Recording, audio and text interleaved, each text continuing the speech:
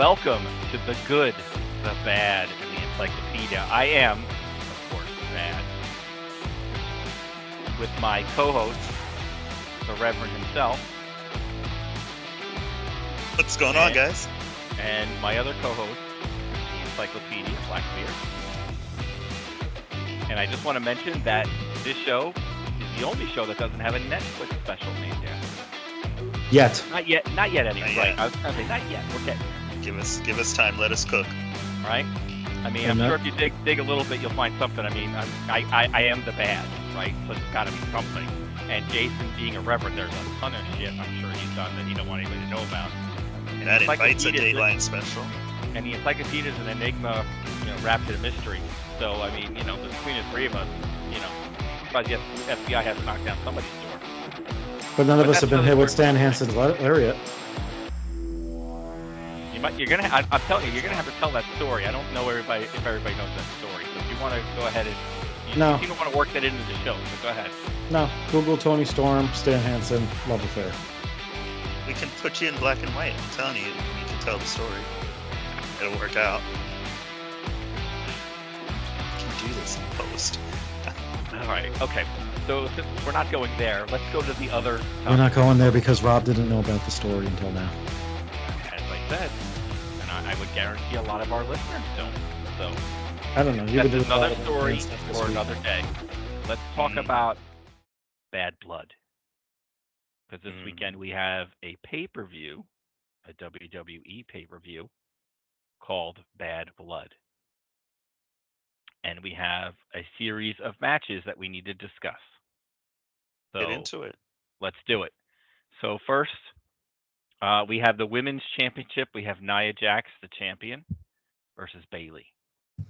So I'll throw it out to the Reverend first. Who do you like? What do you think? What's your thoughts? I think it's going to be Nia Jax, but not for lack of Tiffany Stratton trying. But she might cash in after the match. I was kind of thinking that myself. I was thinking that might be an option. I tell you, I feel bad for Bayley since she's left her crew. She's lost all her momentum. She won the title at WrestleMania. Right, but everybody said it was a lackluster reign. That she didn't have that mojo, and then she lost to Nia. So I mean, come on, she's not the same. Well, okay, but she lost to Bayley Nia. was So way better as a heel. She lost to like the hottest person in the women's division at the time. That's not a bad thing. Right, but I think Bayley was way better as a heel. I think this watered down version is not working. That's possible. But I think she's doing a little more of what she wants. Okay, well, I'm going to go with you. I see the encyclopedia. Oh, you already put Nia Jax in, even though I didn't pick her, but I will. Oh, I thought you did. No, that's okay. You're right. And you're the only one that hasn't made your pick, so go ahead. Tell us what you think. I think the fact that they're even having this match right now is weird. I don't understand. Why are they doing this rematch so soon? There were other challengers out there. At least as much as I'm not a Naomi fan, at least it would be something fresh. That's very true too. If you're going to do this rematch, there should be a stipulation. I hate when we go back to straight one-on-one the second time, especially when there's history here. I can see that. There really, other than the shark cage, there are no stipulations on here, right? So it would be nice to have a gimmick match or something. I think the Hell in a Cell is. It depends. It depends on the match. I mean, it depends on the match and where the feud is. But Nia Jax and Bayley, this isn't the first time that they faced off, and I know it's like the third or fourth time, but it was literally 2 months ago, 2.5 months ago, whatever it was, and that feud, it took a backseat temporarily, but it never really fully went away. If anything, I could see more of an argument is if they inserted Tiffany Stratton in here and made it a triple threat. There's a storyline there. Yeah. Huh? Do you think that would have that's made more sense? Possibility? No. So you think pulls a Seth Rollins? Oh, in that respect, that's a possibility, I suppose. I could also see Bayley winning and Tiffany cashing in immediately. I don't know. I'm going to stick with Nia. I really think this would have benefited from some sort of stipulation. Okay. All right. So the next match we have Damian Priest versus Finn Balor. So this time we'll start with the encyclopedia. What do you like? Who do you like? What do you like? I like Finn Balor, but I'm not picking him. You know, I've gone back and forth with this one a couple of times. I'm leaning towards picking Finn Balor because if Priest wins, the feud's over. Yeah. Is it? Yeah. Yeah, I would say Come so. on, I mean, Finn Balor's known for losing matches, and the feud keeps going. Remember him challenging Seth Rollins? What was it, like 2 or 3 times in a row? yeah, but this has kind of been dragging its feet for a while. Like the only way you're going to freshen this up is if Finn wins. If Finn doesn't win, I mean, what does he have to stand on? Nothing. Right? And I mean, here's my other issue though. I mean, are the Terror Twins going to go 0 for 2? Because the next match, I can tell you, I'm going to pick Liv Morgan. So I think I'm going Finn Balor here. Okay. I'm going to agree with that. And it's just because I don't want to see the Judgment Day just suddenly dissolve. They just started to make them a little more interesting as this new unit. And yeah, again, it's more interesting if Finn Balor wins. One, it elevates him, which we were just talking last week about the lack of heels on Raw that you can move into that title picture. Damian Priest, as a former champion, is automatically in the title picture. But Finn Balor as a foil to anyone else who wants to go after that title makes things more interesting. You need that extra element in there.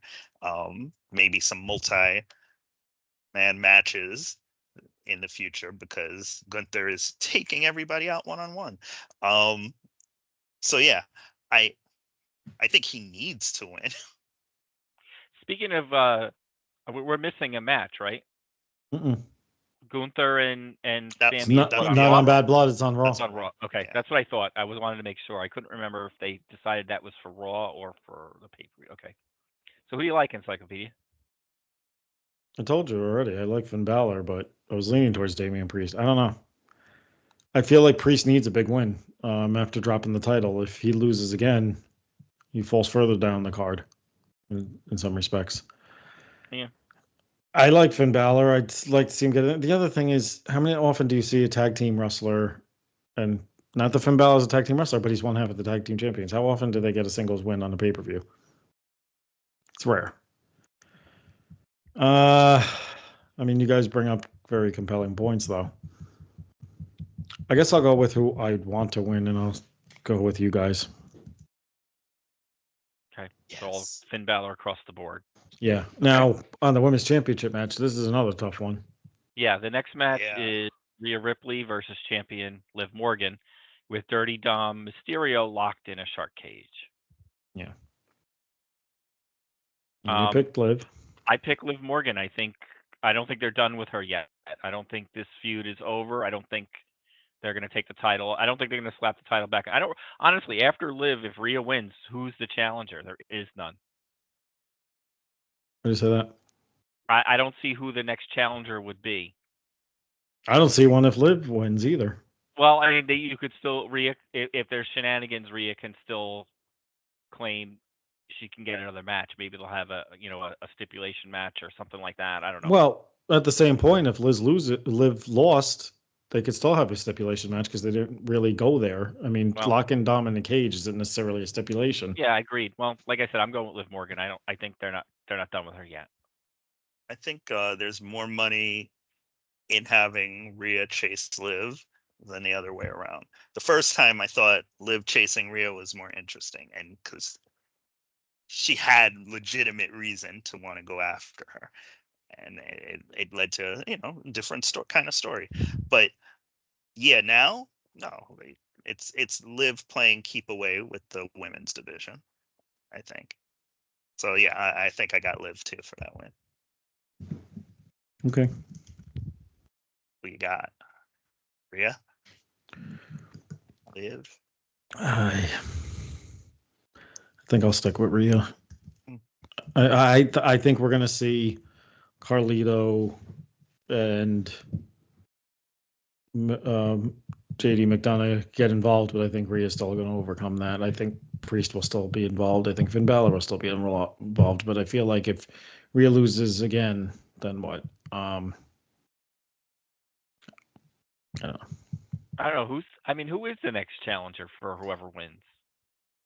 They got to build that up. That's one of the things that they got a lot. That's why they got a lot of women built up in tag teams. I don't see a lot of singles, right? Am I right? Am I wrong? No, you're right. On Raw, it's all about tag teams. Yeah, unless, you could argue Lyra Valkyria hasn't really been. She's a singles, but yeah, she's kind of involved with what are they calling themselves? Pure Fusion Collective or something like that. PFC. I'm just going with the acronym. Whatever. Name, and they never win. There's a 3-woman group on NXT that has a better name, but whatever. Fatal whatever. Yeah. Yeah. Fatal whatever. It's very memorable. It's still better than Pure Fusion. Fatal whatever, is that what you're called? Fatal something or other. Fatal something or other. Dangerous Liaisons. I thought it was Fatal Influence. No? Fatal Influence. You're right. It's Fatal Influence. Oh, I don't know why. I feel like they had to draw their faction name out of the hat, and the NXT girls won the cooler name. Yes. Too. Yeah, the Pure Fusion Collective sucks, and they don't win any matches either. They have like 3 women against Lyra Valkyria, and they almost didn't win. It's always they don't even have them as a good faction. They don't win anything. Yeah. I don't get it. They're walking around talking tough, and I'm like, you barely got past her. It took 3 of you to beat her. I mean, come on now. It's interesting. You had Zoe Stark over Trish Stratus a year ago. Mm-hmm. No momentum. Shayna Baszler runs Ronda Rousey out of the WWE, at least in storyline. Nothing happening there. But Shayna Baszler also became the vampire upon their debut, and then they let Becky Lynch go over her, only to find out 3 weeks later, oh yeah, she's pregnant. Bye. Yeah, I mean, they I don't know what's going on with the women's division on that side, but it's terrible. I mean, Natalia's starting to win matches again. What the hell? We've come full circle. Right? You stay around long enough, you start winning matches. I mean, I guess she's like the Brooklyn Brawler. So you stay around long enough, you start winning matches. So our former co-host, it's his anniversary today. Meanwhile, I'm scrolling through Instagram, and I don't know how I think I followed the photographer, this guy that photographed some of the women. He must have done the spread with Natalya. I sent it off to Freddie because it's her like with the headlights going and everything, and he just wrote back, "Oh damn," because I was like, I'm messing with him on his anniversary, and I know he hates her guts. I'm like, wait a minute, Natalya won a match? What the hell? Is his health frozen over? I looked around. I'm like, nope, nothing's freezing here. On television. So, I don't get it. She probably had to put it in her contract when she resigned. All right. Once a year. We got distracted. Okay, so 2 more matches to talk about. We have the Universal Champion Cody Rhodes and the OTC Roman Reigns versus Solo Sikoa and Jacob Fatu. I go back and forth with this one. Interesting. Yeah. Because on paper, Cody and Roman should win. But if they win, is that the end of the bloodline? Like, do they destroy this feud? I mean, you could still have the, Tama Tonga and Tongaloa do a run in after the match and do a beatdown. But we know. I don't know. I'm really on the fence with this one. I could really go either way, and I could make an argument for either one. So I really don't know what. I'm still trying to decide what I want to pick. I think Cody and Roman should win, but I could see them having some kind of miscommunication and losing. I think I'm going to go Solo and Jacob Fatu, I think. Oh, see, I was copying and pasting that into my box. I saw that. Yeah, I feel like they have to win here. I feel like that's going to kill their momentum. Like Cody and Roman can eat a pin, and it's okay. And I'm going to be honest, I don't think it's Roman that's going to be in the pin. It should be. I think Solo pinning Roman would actually help that feud even more. But and then earlier this week, and I know Reverend will get to your pick. Cody was on the Pat McAfee show, and apparently after the show, there was mention that the big guy's coming back next week. He's back on the roster page. So who knows? Who is on? Who's that? Who's on the roster page? Oh, unless we're talking about two different big guys. When I hear big guy, I thought, oh fuck no, please not Ryback. Obviously, that's not who they're talking No, about. but... are we talking The Rock? No, I wasn't talking to Rock. So who are you talking about then? Yeah, who are you talking about? Oh, you guys didn't know about this. I don't go scoping the roster page very often. One Barack Lesnar is back on the active roster. But when you said Barack, I thought you were going to say Obama. Former president. I'm like, what is he doing on Raw? If you smell what Barack is cooking. Just coming out to cut promos. That's all he'd be doing. But no, yeah, which I found interesting, especially after watching the documentary we'll be getting into. But yeah. Yeah, never mind. All right, can you make your pick? He's also listed as a free agent when you do the filtering, but so is Almost, Rob's favorite. Yeah. Almost a wrestler. Yeah. Too bad MVP couldn't take him over to AEW. Yeah, he and what's his name? The guy that hangs out with Jeff Jarrett could have some terrible matches together. I would. That's gonna draw money right there. Him and Satnam Singh. 2 out of 3. Hey, Reverend, anytime you want to make your pick. Yeah. I think Cody has to feel betrayed at the end of this match. So I mean that means Solo and Jacob Fatu have to win.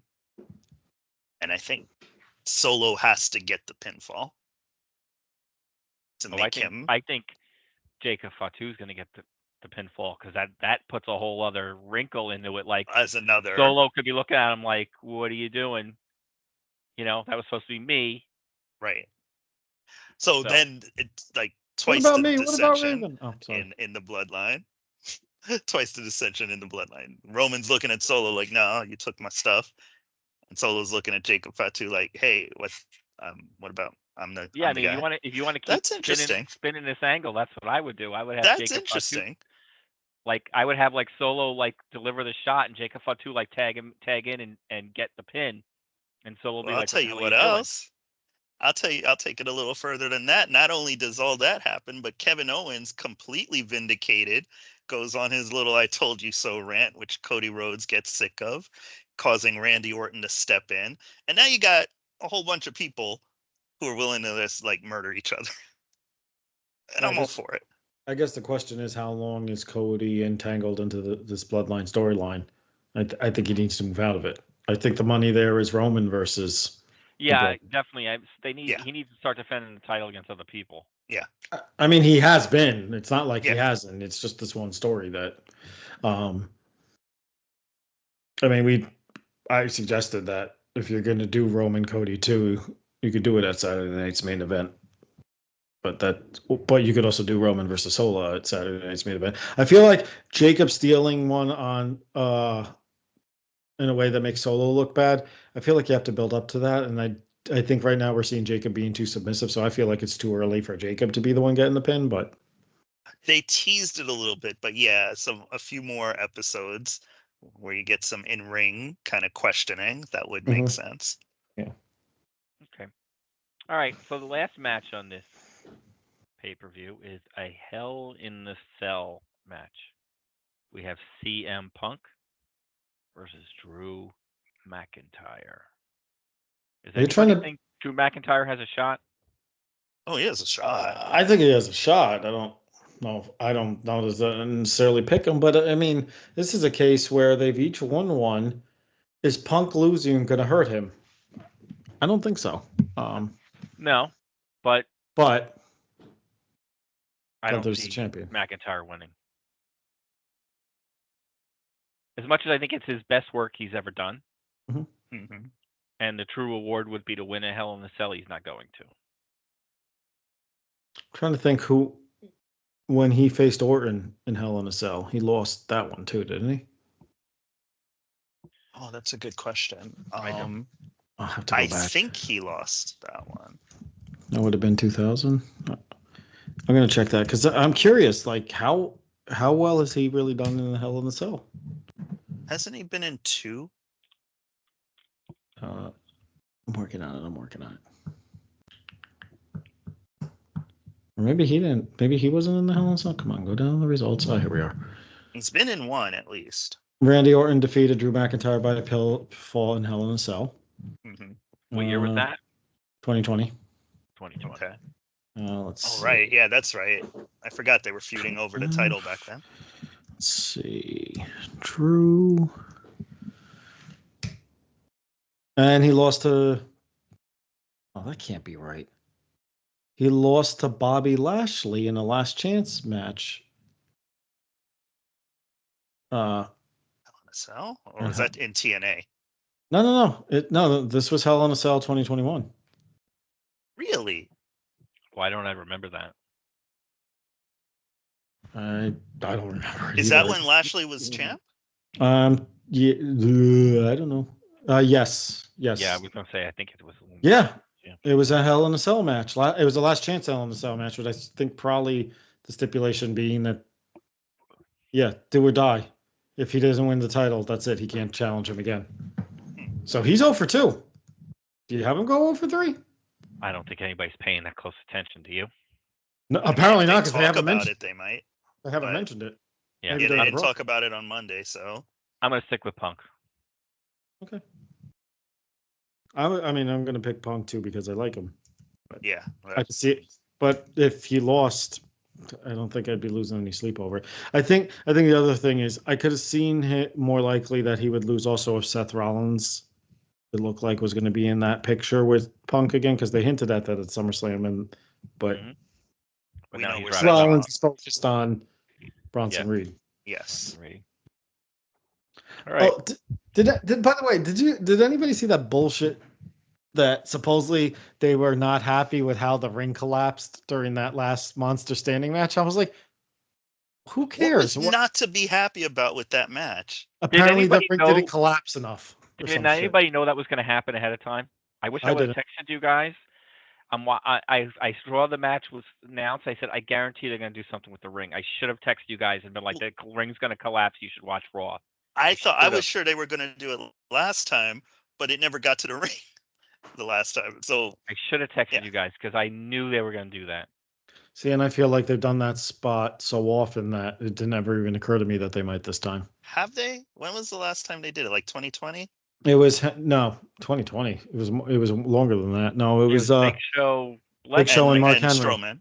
Oh, Big I thought Show it and was Mark Henry. Braun Strowman and Big Show. Oh yeah, God, they did did it do too. that, didn't Jesus, they? And then they did it. Didn't they do Brock Lesnar and Big Show? that was the first one. Yeah, Yeah, that so, I mean, was it's the been- first it's time. been So done. it's been done 4 times in 24 years. That's That's a not lot. that bad. That's a lot. Yeah, but Really? That's a very specific spot. when you can remember it, that yeah, exactly. We can remember it, but there are people who weren't even born the first 2 times it happened who are in their viewing audience. Well, so. that's called some damn bad parenting for not educating. And look, you have the network now.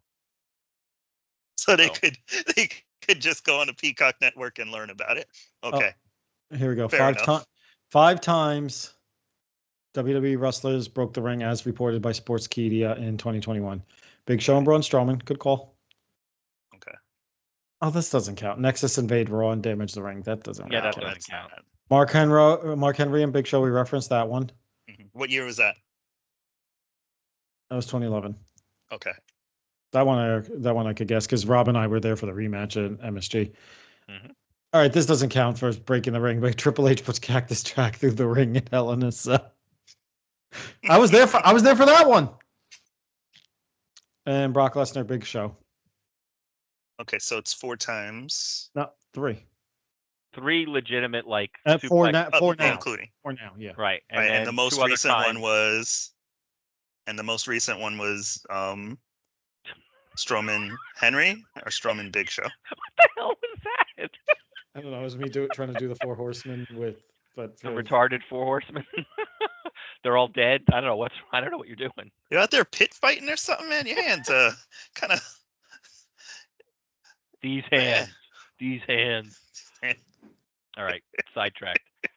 Okay. Oh, did we all pick? Because I got CM Punk also. Yeah, we all picked Punk. Good. Okay. All right. So I mean, Those picks that took longer than I thought it would for picks. the only difference we have is Encyclopedia picked Ripley. Otherwise, all of our picks are the same. So and he's probably wrong. we'll see. We'll A see. lot of these can go either way. I feel like Well, you could say for all 5 matches, really, but Yeah, I mean, yeah. you honestly could make an argument for either way. You're both right. There's no doubt about that. But all right, so let's move on. So recently, the other big topic we want to talk about is the Mr. McMahon Netflix special. It was 6 episodes, and I think yes, 5 of them were taped before the recent news that came out, and the last one started to deal with some of the allegations and issues that came up. Mm-hmm. In the second half of the last ep, yeah. Okay. So, who wants to go first? I think you should, because you said you had all the Okay. thoughts and. Okay. Yeah. I'm gonna just talk, and if you feel like I'm going on too long or you want to add in anything, just stop me, because I don't know. I've got a few thoughts, and I don't want to rant for an hour and not get your input. So, Why not? well, 'cause I that's would have boring. no problem doing that. You know, boring. I was gonna say, Jason and I do enough ranting for like That's 20 boring. minutes at a No, time. this is supposed to be a conversational show, so Well, I don't want to why don't- rant on forever. Since when? Why don't we start your thoughts with me asking you a question? Go ahead. Do you think this documentary would have been better served if they called it McMahon, A History of the WWE? Yes, I can definitely gonna say one of my criticisms was this was way too much. Like, it wasn't enough about Vince McMahon. It was more about him, and then it would go into things that happened to the WWE. So it was not a Vince McMahon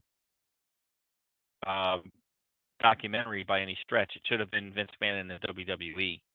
But to play my own devil's advocate to my own point, where does Vince McMahon begin and the WWE end? Can you separate the two?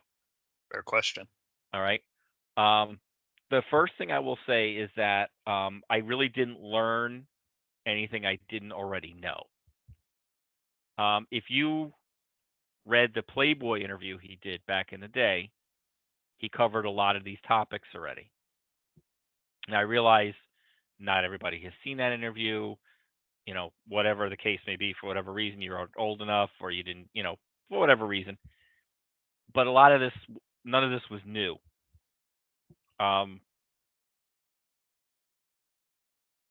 The only thing I found interesting was the Stephanie Shane part, because I don't think they really have ever spoken at length about their father, and like Shane leaving and why he left and all that kind of stuff. I think a speculation, but it was more interesting to hear it from them. So I'll give them credit for that part. Another complaint I have is Linda McMahon, where she basically played no part in this. They mentioned her here and there. They had a couple of blurbs here and there. But, I mean, that's a person I would have liked to talk to. That's the person I would like to ask questions. So I don't know if she either refused to answer questions, or did they leave things on the cutting room floor? I don't know. But I was kind of disappointed, because I would have liked to have seen. Could you guys see me? Nope. No, we can hear you just We fine, can hear but you. you're a little frozen. Am I moving now? Nope. Nope. But you look very self-righteous, so it's okay to keep talking. You know what? You asked me to rant, No, it's and now I'm ranting, and now you're picking on me for it. It matches the picture. It's fine. Should I leave and come back? Oh, just turn your camera off and on again. And the audio was fine. Yeah, your audio's good. Better? Oh yeah, there you are. Okay. Now you made me completely lose my train of thought. I don't know where it was. Man, he's just getting worse as he as he gets older. I don't know. I think Happens at that age. we're gonna have to cancel him. Do you want us to replay for you what you were talking about? Okay, I was talking about Linda McMahon and her lack of Yes. participation. Yeah, that was a little strange. I agree. I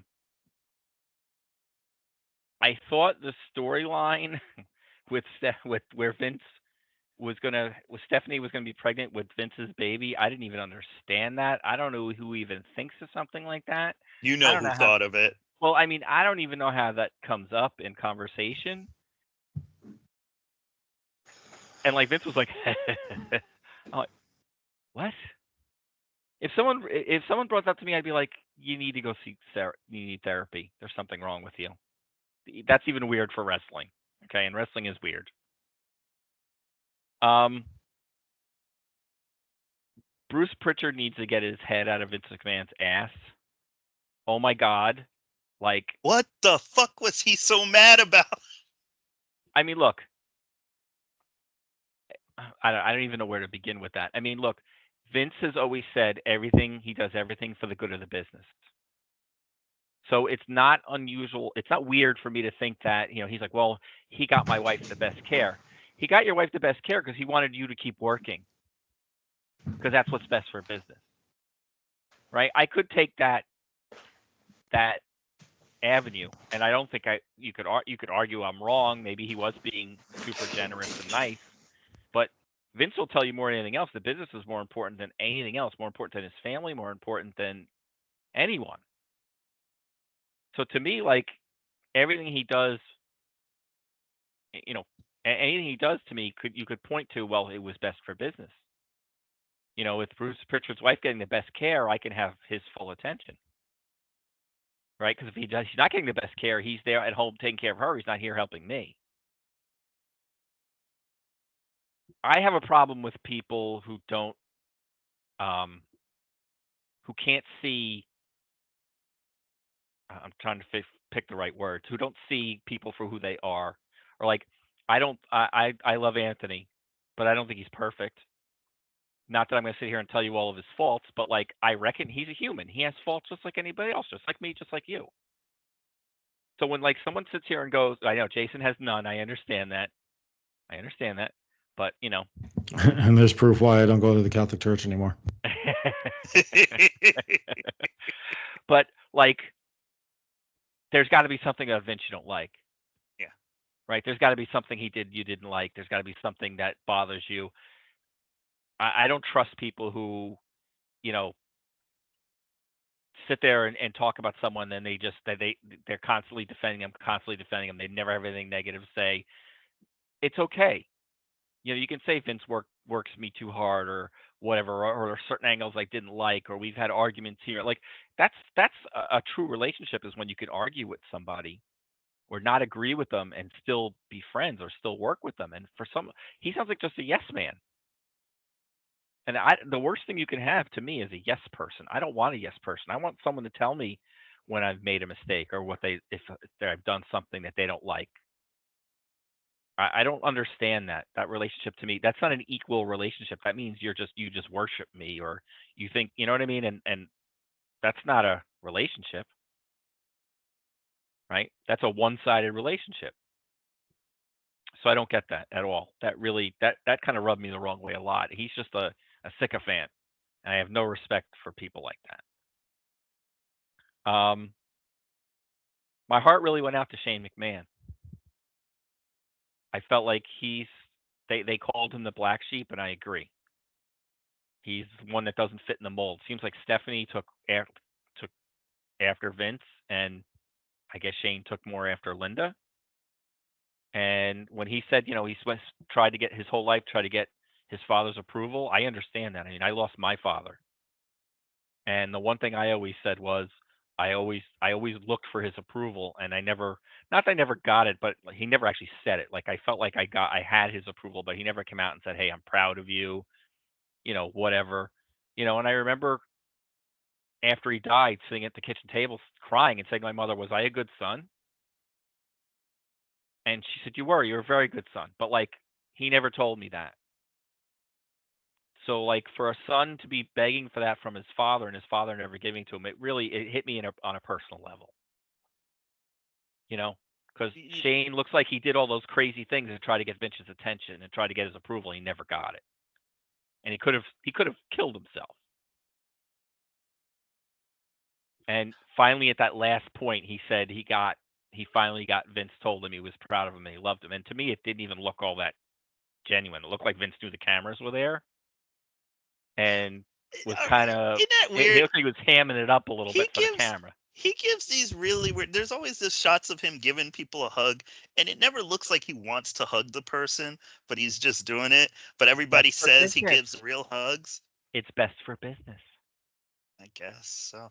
I thought Chris Nowinski said it best when they asked him about the chair shots and stuff, and they asked, "Well, do you think it's because he cares about the wrestlers, or because it was better for advertising and business?" And he said, "I mean, it's both." And I think it's just fortunate that it could be both things. Right, they met somewhere in the middle. Yeah. What the hell's wrong with Stone Cold Steve Austin? He doesn't think CET is real. What, is he an idiot? Stone Cold Steve Austin. Go ahead. Did you ever listen to his podcast? Not really. Every interview, here and there. Every interview includes the phrase, "I mean, I've taken so many hits to the head, I don't really remember things so well nowadays." And then he'll tell the story as he remembers it, and he'll say, "But it's a little fuzzy to me." And he doesn't believe in CTE. I think he forgot he believes in CTE. The line that bothered me the most was, and I'm paraphrasing because I don't remember exactly what he said, but if you're getting concussions, you're doing something wrong. How arrogant and clueless can you be? You are working with another person, right? And you could be doing everything right. If the other person screws up, how is that your fault? It was honestly the most un-Stone Cold like thing I've ever heard from him. His whole interview on that was unlike anything I've ever, because he's normally very candid and very honest about things in the business and how things went. And that was like the most corporate stuff I've ever heard. And I mean, we all know steroids causes the rage and things like that, right? And then on top of that, concussions. You don't think some kind of combination of those things can give you brain damage? Like, you got to be stupid. You really just got to kind of have to be a stupid person, or maybe you have brain damage yourself not to think that, not to even consider it. Like they said, they took Chris Benoit's brain and they looked at it and it had all kinds of problems. Now, do we know why he did what he did? No, we don't know what it was. Was it the combination of steroids and CTE? Was it the fact that he was just a bad person? I don't know. We'll never know. But you mean to tell me you can't entertain that could be a possibility? And like, I don't know if you guys noticed, they're doing a whole Aaron Hernandez thing. You know who Aaron Hernandez is? You guys know who that is? If you don't, he was the Patriots player who, I think, if I remember correctly, killed somebody and then he killed himself at some point in jail. There's a whole story that goes along. But part of the theory is between the steroids and the CTE, that's what made him do what he did. Now, whether you believe that or not is another story, but I can entertain the fact that might be true. They're just starting to work on this stuff. By the time, hopefully someday they know. They don't know yet. Thank God for Christopher Nowinski, who gave up his career to try to figure this stuff out. And for Stone Cold to dismiss it like, that's not true. And if you've ever gotten a concussion, you did something wrong on your end, is one of the stupidest things I've ever heard. It's ignorant. It's stupid. The only word I can come up with was stupid. When he said that, I think I pulled a Randy Orton. I think I went stupid, stupid, stupid like 3 times in a row while I was watching it, because that's just a stupid statement. I don't know. That part, believe it or not, of all the stuff that happened, that's one of the things that bothered me the most. Because he should know better than that. He's been in the ring. The 3 of us have never been in a ring. We haven't been hit with chairs. We haven't taken steroids. So we don't know what all that stuff does to us. Or you take steroids? Well, I mean, I had medical Right. condition. Don't forget, Um, people get prescribed steroids right. all the But time, and but I'm were you acutely aware of what they did to me, okay? But and I mean, I were wouldn't you want to take them. injecting right? Were you injecting them into your ass and lifting weights and all that kind of stuff? No. Oh God, no, You I don't. you I were don't under care that much doctor's about my care. body. Right. You were under doctor's care. Right. That's a difference. Yes, yes, and even then, there's risk. Right. So what? The rampant use, of And course. the small time you're on steroids, you just said you felt different, right? Oh yeah, very. So how can he discount that? So I was totally disillusioned by him. Like I was very, very disappointed.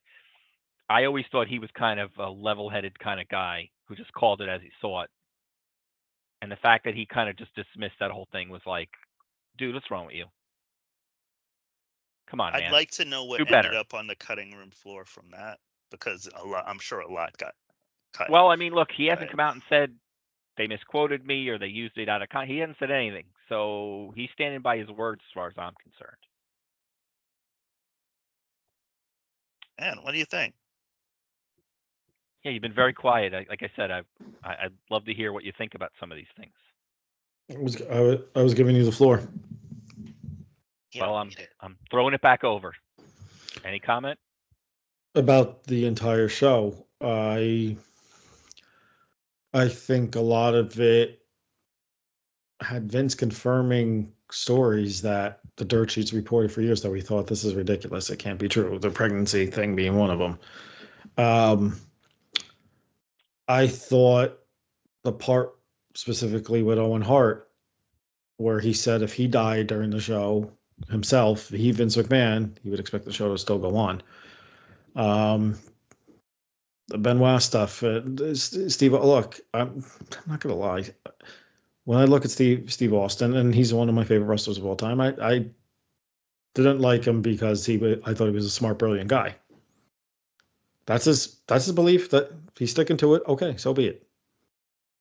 I mean, Vince didn't exactly speak glowingly of Benoit's brain issues either, right? No, it was akin to some sort of gaslighting. Like, it wasn't a real thing. Well, I understand his father would want to find an answer, and that's okay for him. That's not good for business.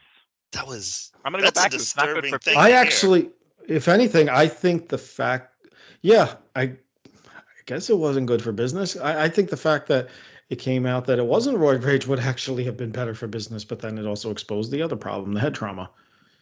I mean, when roid and steroids were a big issue back then, baseball was going through their issues with steroids within a few years of this. Mm-hmm. So why would you want the steroids and the roid rage thing to be the accepted excuse? There's a lot of stuff we learned over time. The NFL has changed the padding on the helmets and what have you. We've changed rule, made, head-to-head shots have been banned. That's an automatic penalty.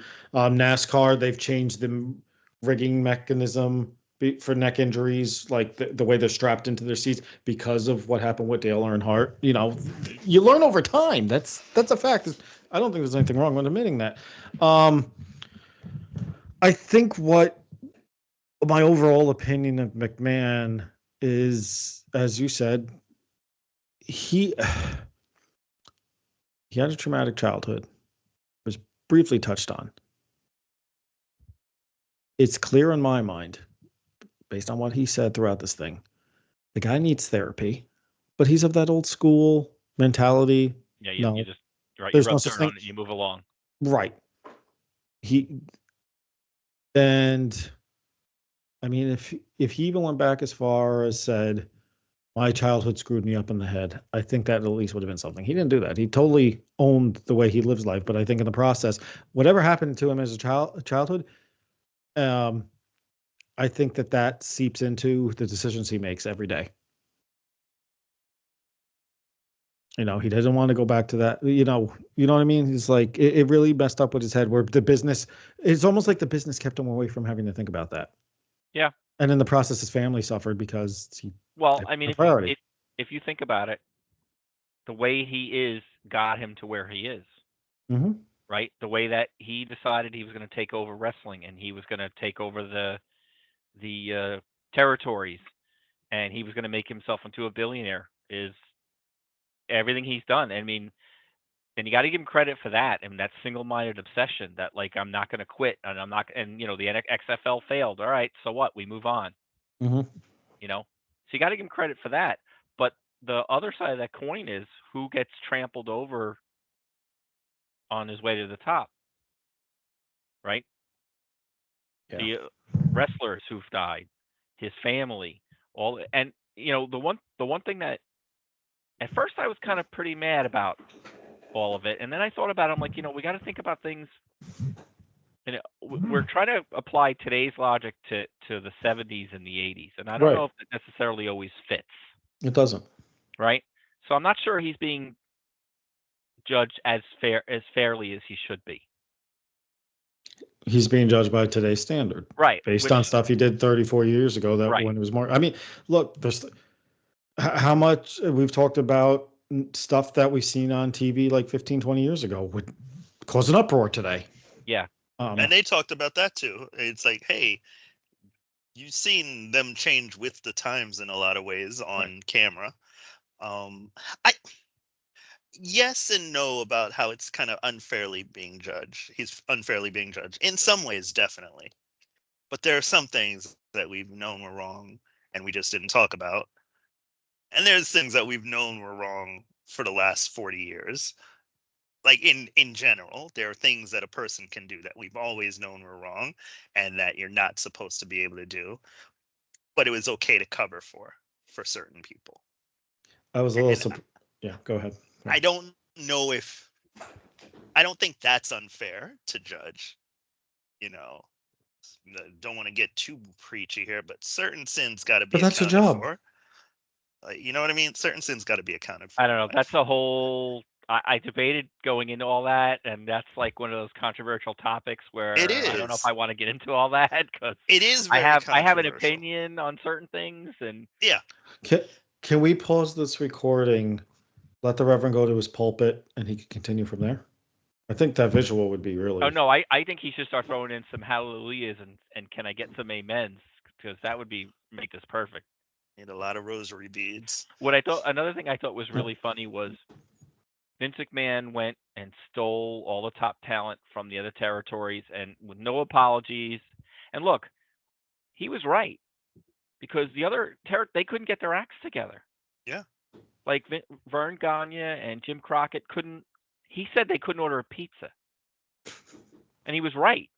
Anytime they tried to work together, they always undercut each other. Mm-hmm. And Vince knew they were going to do that, so I don't have a problem. But what I thought was funny is when WCW started rating his talent, he was like, "They're trying to take money out of a family-owned business," and I'm like, dude, you did the same thing. Yeah. You can't cry wolf. I mean, come on, man. Like, really? Well, they even asked him about it. Yeah. And he was like, and he kind of played it like, well, you know, I was trying to play up for sympathy and stuff, but it made him look kind of stupid at the time. Yeah, but isn't that normally what happens too when people get away with doing something and maybe it feels wrong the way they go about it, and then when it turns around on them, why? Yeah, how could you do this to me? Yeah, it's a normal thing. There was, yeah, he had this siloed view, this tunnel vision. When he was doing it, it was okay. When someone else was doing it, it wasn't, like you said. I also found it interesting. Especially in light of the accusations. How many of the women did he take advantage of on his own broadcasts? Left and right. And Linda was interviewed a few times in this thing. So I know you guys. There was. You know what? You're right. She was on there quite a bit more than I thought she would be, especially because I'm like, are they separated or not? Because it doesn't sound like they're actually. It sounds like maybe they're separated, but they're not divorced. Right. Yeah, I think it's a business relationship. Probably is at this point. I don't think they've been married for a long time. I think they live separate lives. Well, that's obvious. I don't. Maybe he wanted to shit on Linda, and she said, "You've shit on me enough in my life. I'm not letting you do it for real." Too soon? Okay. Ew. Go read the lawsuit, folks. The The thing I think that surprised me the most was they asked him about the lawsuit from Sable, and he goes, "I don't remember that." No! I was like, "Are you freaking kidding me? How do you forget that?"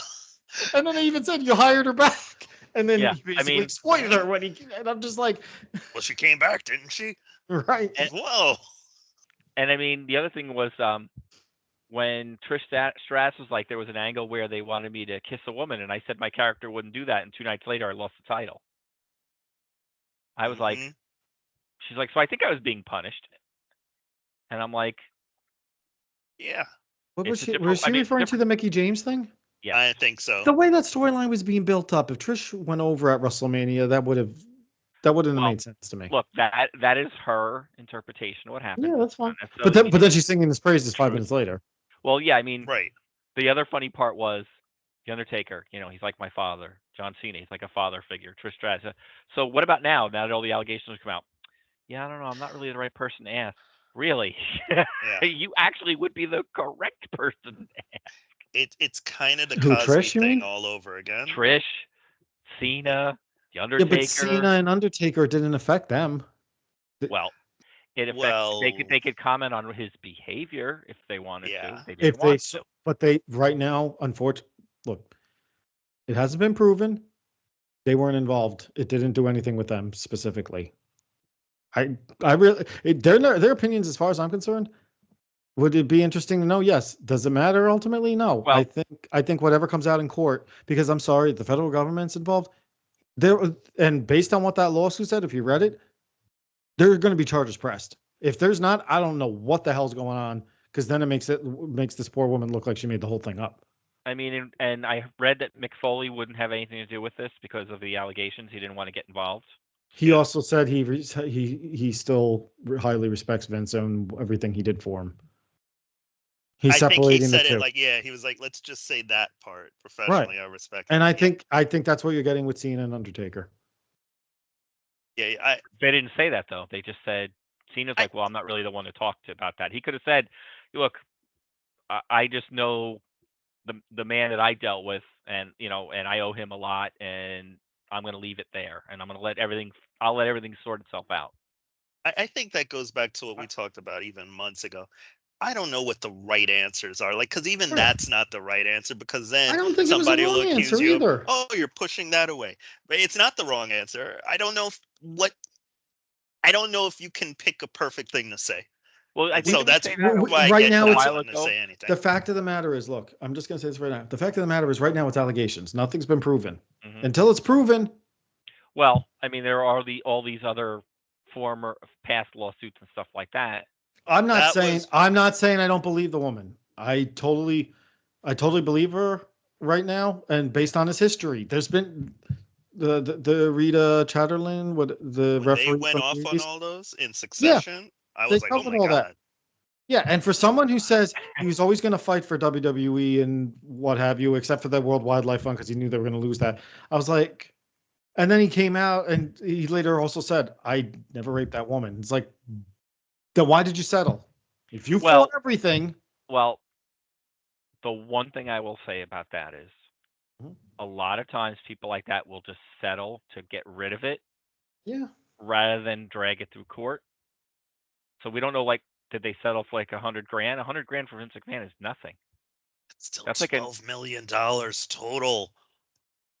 I look. I'm not. I'm with the amount of money he has at a time. I'm not saying all the cases. I'm saying in some cases, the lawyer would say, "Look, we can litigate this, and it's going to cost you $500,000, or you can give this woman $100,000 to go away."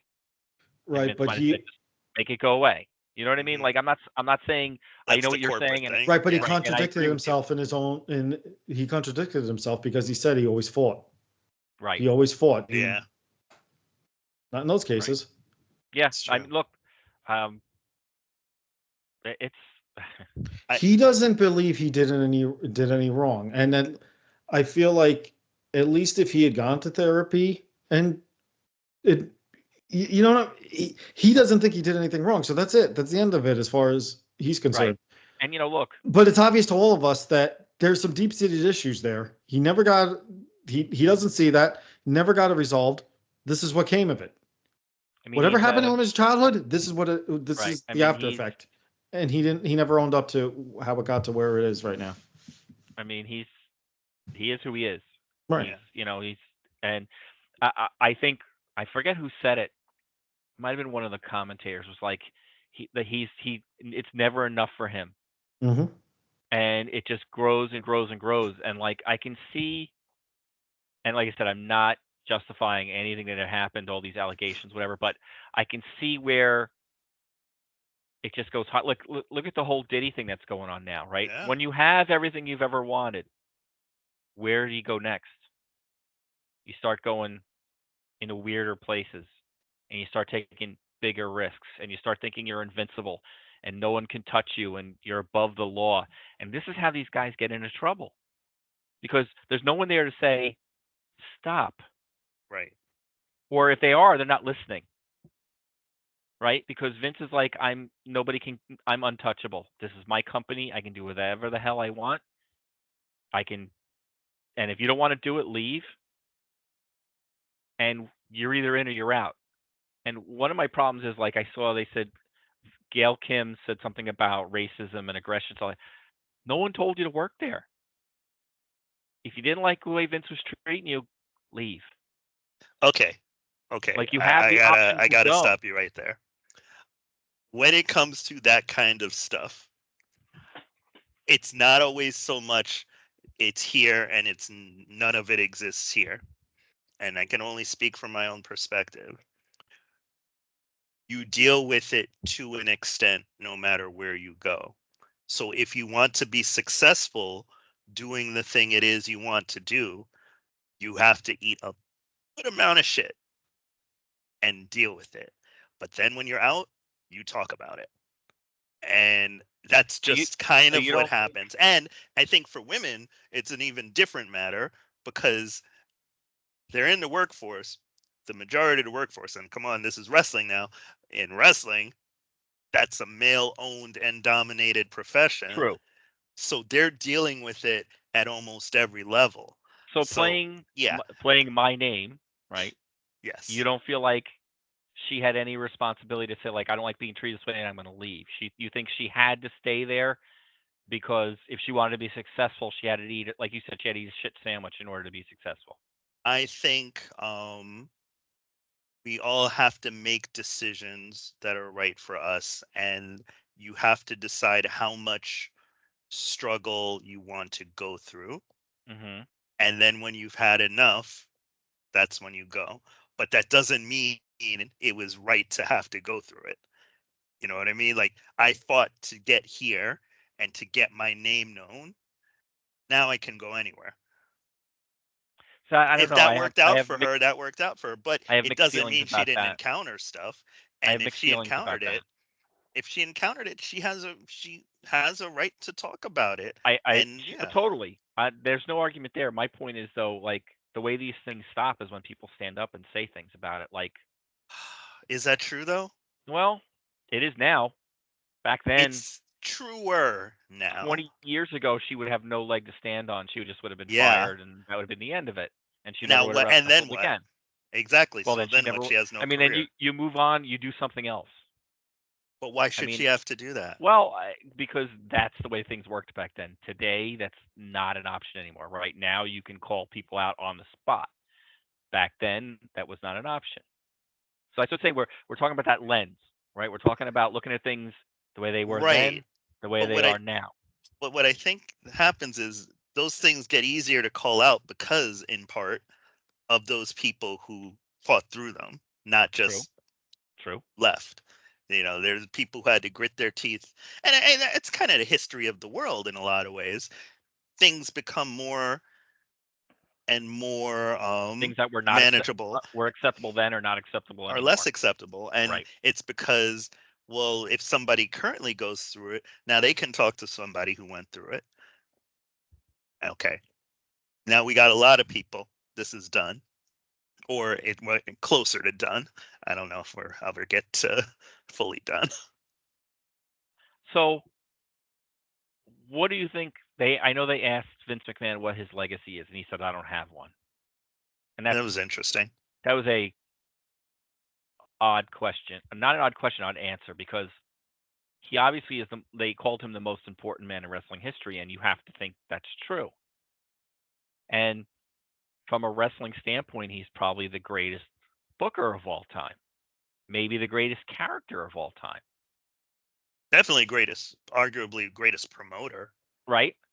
So why doesn't he think that about himself? Like what does that mean when someone says, "What do you think your legacy is?" and they say nothing? What do you think that means?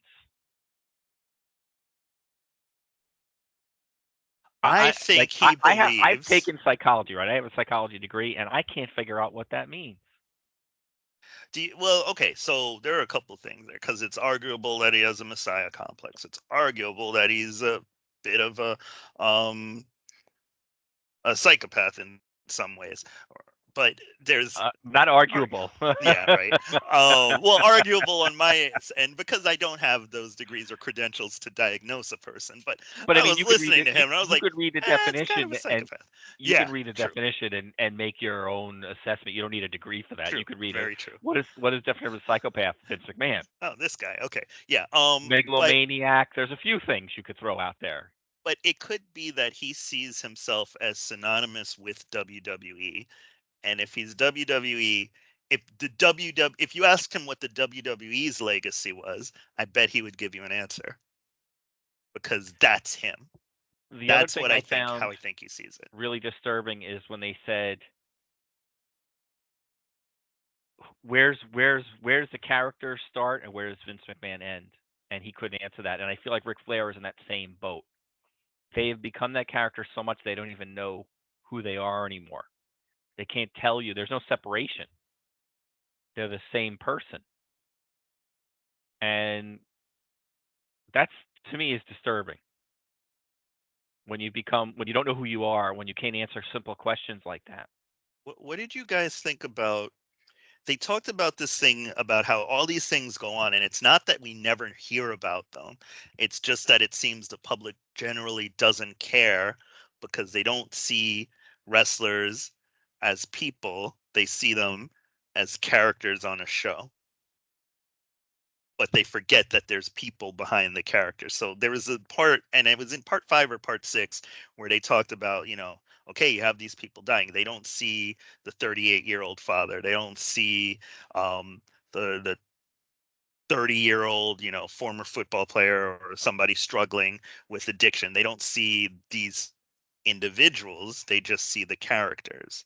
And it does seem in a way that it's only wrestling where that happens. Like we No, I don't. don't maybe professional athletics and I would professional sports, say but a lot of ways. I don't have. I can't say I was like when this whole like when the whole allegations came out with Harvey Weinstein and stuff. I wasn't like sitting in a corner crying. I was like, oh, that's kind of sucks. I mean, and I feel bad for them. But then I went about my business. Mm-hmm. So is it a question of fame? Like these people are famous, so it comes with the territory. You know what I mean? Like do we not feel bad for them because they're making a lot of money? Rich people problems? I don't know. I don't know. I don't know how to answer that. I think you bring up a valid point, but I'm not really sure how to answer that. And you're right. I mean, look at the whole they brought up the whole Jimmy Snuka thing. Didn't stop him from putting him in the Hall of Fame. Didn't stop him from doing card shows and signing shows and showing up on TV. Hulk Hogan, with all the nonsense he's been through, still back on TV. They let him go and then they bring him back. They let him go and they bring him back. I mean, I don't know. I don't know what that's about.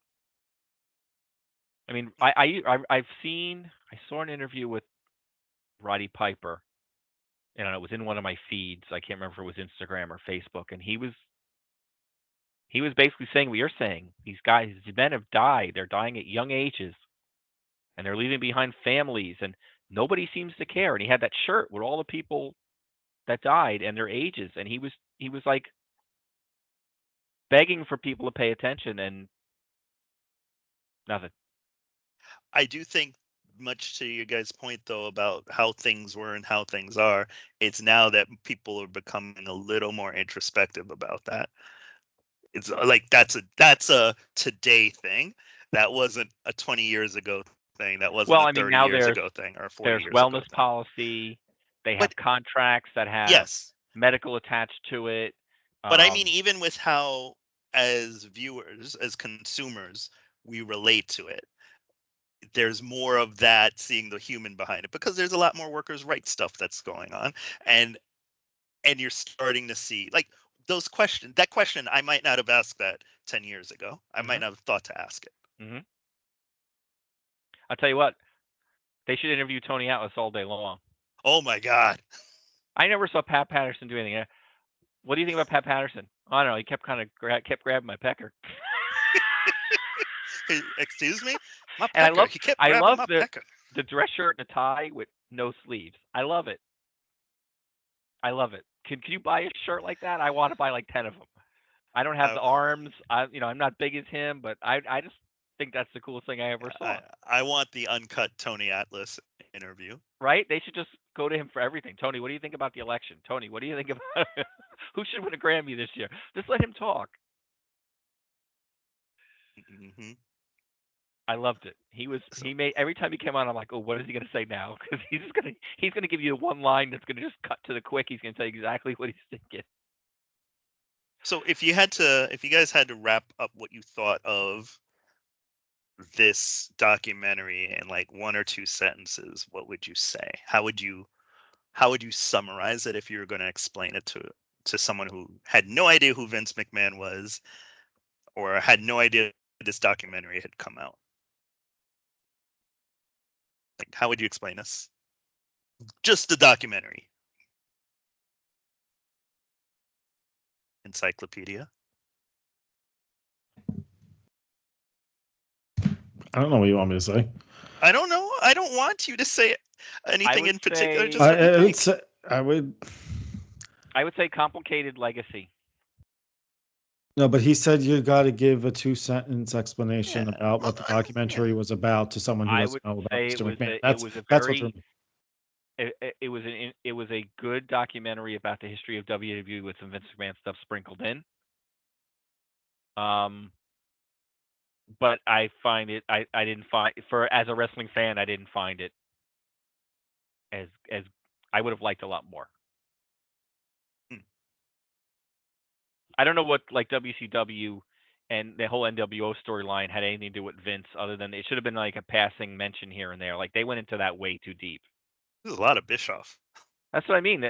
It was Mr. McMahon, but that not a lot had to do with Mr. McMahon. There was a lot of parts of it I was like, this isn't anything to do with Vince. Yeah. Does that give you any ideas? I didn't know that that USA made them stop running the Huckster and all that. That was interesting. That I did not know. Because she was have power, right? The woman in charge was friends with Ted Turner, so she was like, "Yeah, you're not doing that." I was like, "Damn, that must suck for Vince." They were like, "We're gonna stick it to Ted Turner." No, you're not. From the stories about Ted Turner, though, it sounds like he was getting a kick out of it from the way some people were talking about him. I don't know for sure, but anyway, yes. I think what you call it is true. I would say that it could have gone deeper, but if you want a decent history of the WWE and its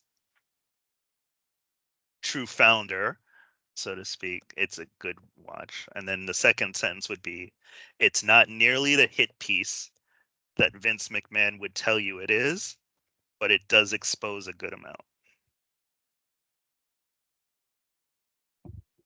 Any thoughts there, or do you think we got it? I guess I had a different perspective about it altogether. That's why I've been quiet the whole time. No, share it. Why aren't you sharing that? Yeah, because I think everybody is going to have their own view on this documentary. I think people's expectations might have been too high. I don't know. For what it was, if I had to give it 2 sentences, I would say Mr. McMahon is a series about a man who was so focused on the WWF. It shows in this documentary that was his life.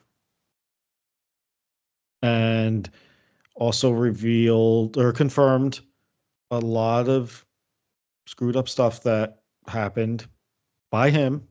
He confirmed it.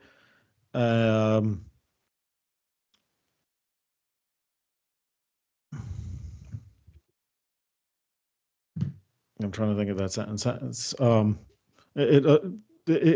Mr.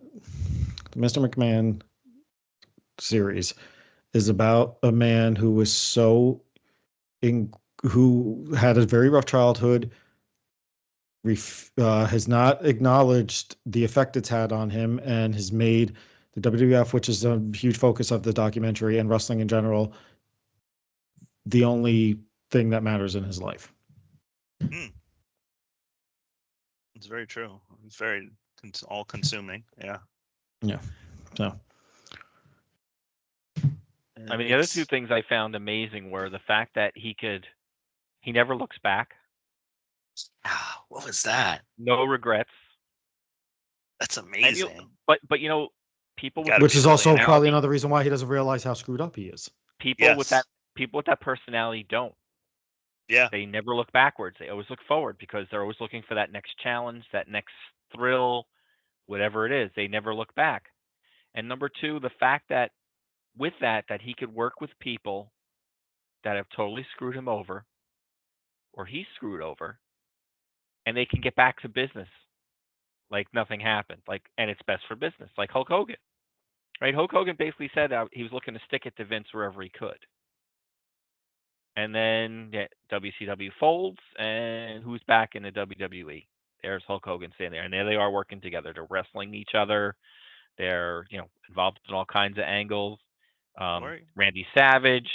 The list goes on and on of people that have bounced back and forth. Piper said horrible things about Vince, but there he was in the ring. Mm-hmm. And that's hard to do. That's really, really hard to do. Because on some level, I have to believe you've got some kind of resentment or something, but you manage to say, well, you know what? Doesn't really matter how I feel. This is going to sell tickets.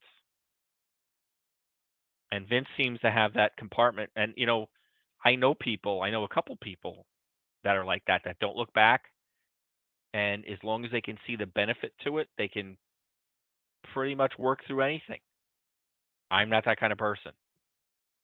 I hang on to things probably too long. But I know that about myself. That's just one of my personality traits. I look back a lot and I have regrets. Go to therapy and better yourself then, sir. Well, you're one of them. So, I don't want to do that. Look, I'm not going to sleep over it. Kidding. I'm not.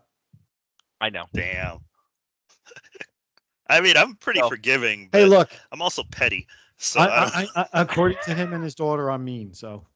Oh yes, that's right. That's the off. Hey, she said it, not me. She was sitting right next to me. She said, "Tell Uncle Anthony he's mean." I said, "Okay, I will forward." And that she to probably him. said it with that cute smile on her face. She did. She loves you to death.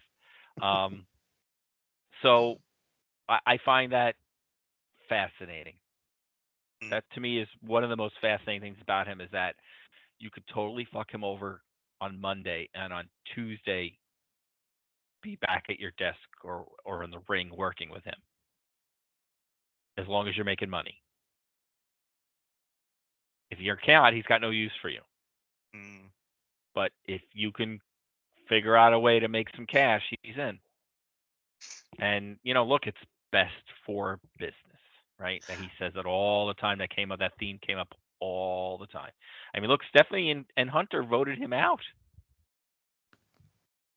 And then when he came back, she left. Quit, but I'm pretty sure they're still seeing each other and stuff. Well, yeah, they're still family and all right. that, but I think she just didn't want him in. But if there was a scenario where he was still in charge and there was an angle he wanted to work or something, she'd be out there in that ring. So I don't know how you manage that, but he did. He does. I still feel like there's so much story, and we're not ever going to know it until he's long gone. I And don't I think you're ever mean, going to know it, I, period. I, 'Cause I don't think he shares anything with anyone. I I, don't no, think I you'll don't. ever I know think a It's lot not of anything just about stuff's him. going to be that. buried with him. That's true too, but I don't think everybody's 100% honest about him. As much as he might not be 100% honest with us about himself. And I think didn't he say something like early on, like there's stuff I want to tell you. There's one episode that they let in with that, like there are things that are going on in my head that I would never tell you. Hmm. Like I think there are stories that they would never tell while he's alive. Well, I mean, isn't that true with anybody? Probably. I mean, couldn't you For the say that most about part. anybody?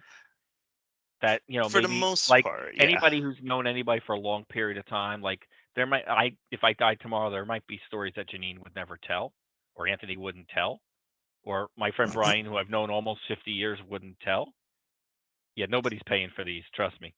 My point is, Let everybody me knows Venmo you. Hold any on. long relationship you have, you know stuff about people, right? That you probably didn't share with anybody else, and you're not gonna. But you know how it is, like listen, we're at a part in our lives. We've all been to a fair share of funerals. Um, and I've we've caused all some of them. learned something about the person we were there to honor that we did not know, that only came out because that person has passed. There are I'm there just are saying, we're going to hear some stuff. there are some Reddit threads about that kind of stuff. Like my father Yeah. died and found out he had another family. Yeah.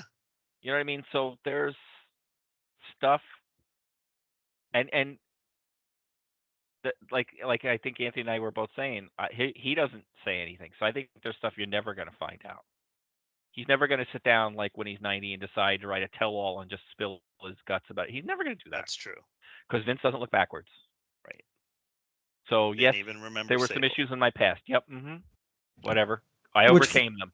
which, funny enough, these interviews with him, that was all him. That was his request. That was his idea.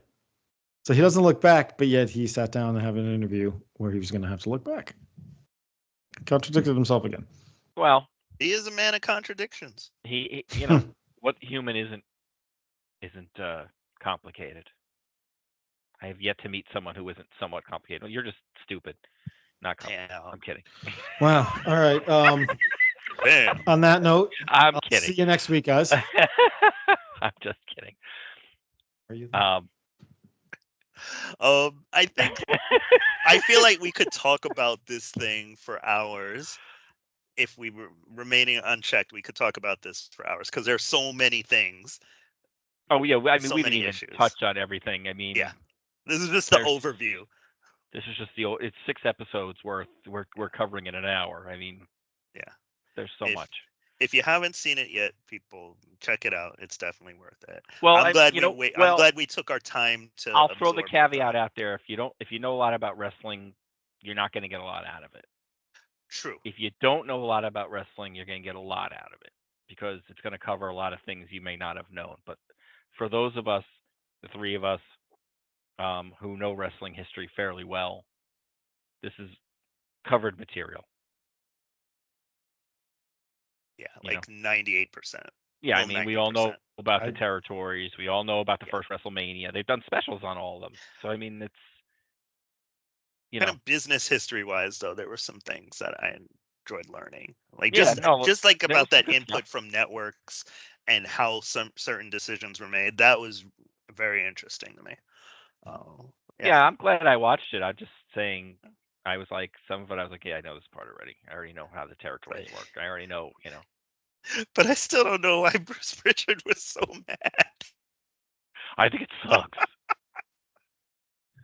That was one of the funniest things I ever saw.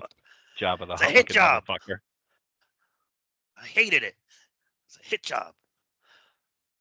Vince Do you know trying Vince? to buy it. Do you know Vince gave my wife Vince cured my wife of cancer. He touched her, and the cancer disappeared. Gear was in his grapefruits. I don't know. Anyway, Do you guys want to talk about anything else? Or how do you feel? I feel we've given them our innermost thoughts tonight. Let's touch on a couple things just real quick, like the AEW Are they television media related? deal. Yeah, let's touch on that just a little bit. And the NXT, I want your guys. I didn't see the first show, so I definitely want. Big surprise. Well, I actually wanted to watch it. I forgot that it was on. No, I wanted to watch the first episode. I wanted to check it out. I was going to maybe try to start watching it, but I missed CW.com. They put the episodes up there. I'm sure it's up there by now. I will check. Why don't we start with that? Why don't you guys give your thoughts on what you saw, what's different, whatever you want to share. So Encyclopedia, since Jason and I have done 90% of talking tonight, why don't you say something about NXT? I know look, I'm doing what's best for business. No one really cares what I have to say. You guys are the money makers. Well, I care. I don't, but it's okay. Well, we're about an hour, 20 minutes in. If you're still listening, hats off to you. It's got to be a long drive for someone. Right? Hey, everybody needs white noise, Hey, that's what I do in the car when I'm going back and forth to the office. Listen to podcasts. Sometimes it's white noise. All of a sudden, it's been an hour, and I'm like, "Oh shoot, I was actually listening." Oh, what I wasn't. So they changed the logo. They changed the belts too, right? New belts. Yep. Let off with that. Yeah. A lot of continuation of storylines, but it was, stepped up a little bit. I thought it was a really good show. Much better than what they usually put out. And Women's Championship. What was better? I thought it was better paced. I thought the matches had time to breathe because there's been a lot of times where, specifically with NXT, it's interesting that Triple H seems to, on Raw and SmackDown, give ample time for stuff to happen most of the time. You very rarely see rush segments. Where NXT, how many times do we see matches that end in like 2 or 3 minutes? It's like, I think Sean gets stuck in the way things were in the 90s, like when you had WWF Superstars and Wrestling Challenge. And it shows in NXT with how the show gets paced the same way. Mm-hmm. Cover as much as possible in a little amount of time. So I thought it was much better paced. Despite the fact that it was a smaller crowd. Allstate Arena did not sell out that building. They did admittedly do a shooting style similar to what we've criticized AEW doing for a while, where definitely I think one side of the arena wasn't, to capacity. But do you think Shawn Michaels was trying to get as many people on the show as possible? By having so many matches, or do you think that's just his style? And I think that's his style, and I personally think it needs to evolve. Okay. And that said, look, there were parts of it. I read a few reviews that Wesley Zachary Wentz was the match of the night. I'll be honest with you, that was the one I spent the least amount of attention on, because I'm going to be as blunt as I normally am when it comes to certain things. I didn't give a fuck. Don't give a fuck about either one of these two guys. So whatever. I thought the show was really well done. I think what impressed me even more was the ratings. Just shy of 900,000 viewers. It's a lot. And I was telling Jason, I was surprised at that, and he pointed out, well, that's a national network. I don't think the CW is available on all markets, but I don't also think CW. I also based that on the fact I watched a lot of stuff on CW. I watched every single episode except for Black Lightning. I watched every episode of the Arrowverse. Those shows would start off in the early side, like in their early runs. Yeah, they would get a couple million, but as the series went on and they started ending, the CW network as a whole, if you look at their ratings, they do not do that many viewers. That's a fact. Jason, go ahead. Except for Black Lightning, you say. Tell us more. I think it belongs. I'll be honest with you. No, I'll tell you. I'm fucking with you. No, you open the door. I'm kicking the fucking thing open. That show was so damn racially charged. I thought it belonged on HBO Max. I thought it was too much for a CW network show. It wasn't for me, and that's fine. Sorry. Had to what? I have no shame there. Fair enough. I mean, look, separate from NXT, there's a theory going around that Triple H does not push black people. Yes. Meanwhile, NXT, I think I told you, NXT is so black, they're going to have to change the CW back to the WB because I mean, are they going to have to put NXT on the All Black Network? Is that what you're saying? I think it's going to make it an All Black Network. At one point, you got to remember the history of the WB. The flagship show was the Wayans Brothers, followed by the Jamie Foxx show, followed by Sister Sister. That was its main meat. Sister was on WB? I thought it was on Channel 7. I thought it was an ABC show. It was, but it moved to the WB. Yes. I must have moved on from that show by then. A few shows. Also, Smart Guy. There's all these shows. All these shows were on there. And then even years later, it was like the Judge Joe Brown and those type of things. I mean, look, I'm not going to lie. NXT is going to do it. They're bringing it back. The Triple H black thing didn't really surprise me. I mean, I don't think he reads into it that much. I don't think it's something I think if he's doing it, it's subconscious. But if you look across the board, most of the factions in general, he puts different ethnicities and races together. Damage Control, for the most part, is an APAC group at this point. Oh, 1,000%. Right. Yeah. Well, not even the most part. He puts all the black people together. Bianca Belair and Jade Cargill is another example. When Bobby Lashley and MVP were there, the Street Profits got teamed up with them at one point, or Shelton Benjamin. It was like Cedric Alexander. I thought that was a Vince thing, brutes. But it turns out it's a WWE thing, because it seems like only black people can team with black people, and only the Japanese women can only team with Japanese women. And, like, they don't mix anybody up. Ever. We didn't realize how much the Dudley Boys were breaking the mold. Them and basically Judgment Day. When it was all of them, Judgment Day was it. It was, except you had Finn Balor speaking Spanish sometimes, which kind of. Well, he's married. He's married to a Mexican lady. Oh, there you go. By the way, Rob, NXT is on on CWTV.com. Okay. Yes.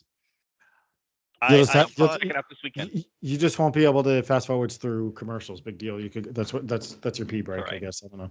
I told a friend while I was watching it, and I think I told you Encyclopedia earlier. Definitely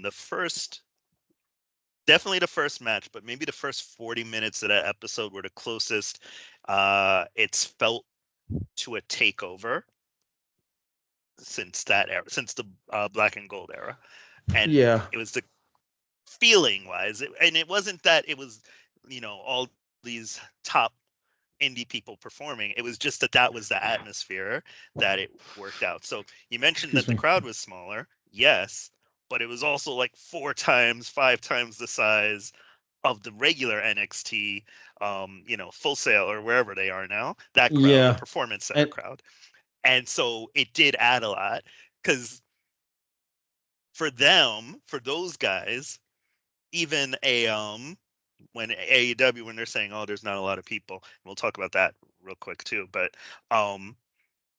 that's a lot of people for NXT performers.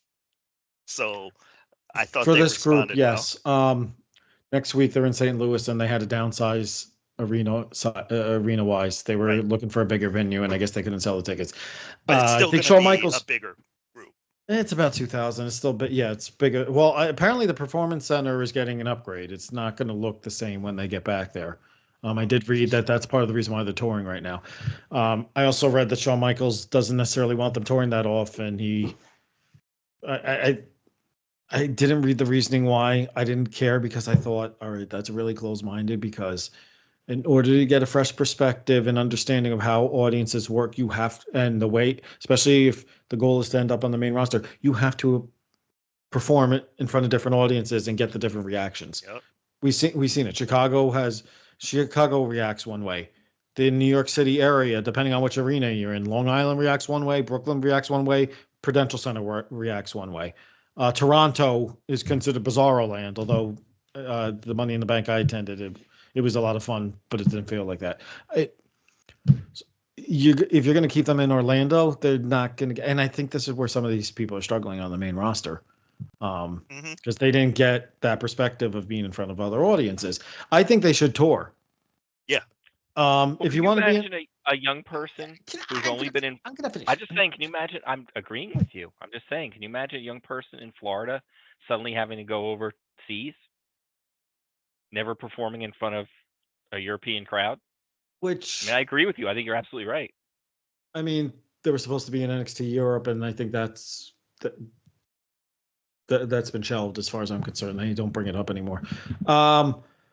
I don't think they should necessarily go to the same arenas that the main rosters go to, because I don't think they control those kind of crowds. I'd argue that the Black and Gold brand would struggle with that. The takeovers, they could get away with it, not necessarily weekly shows.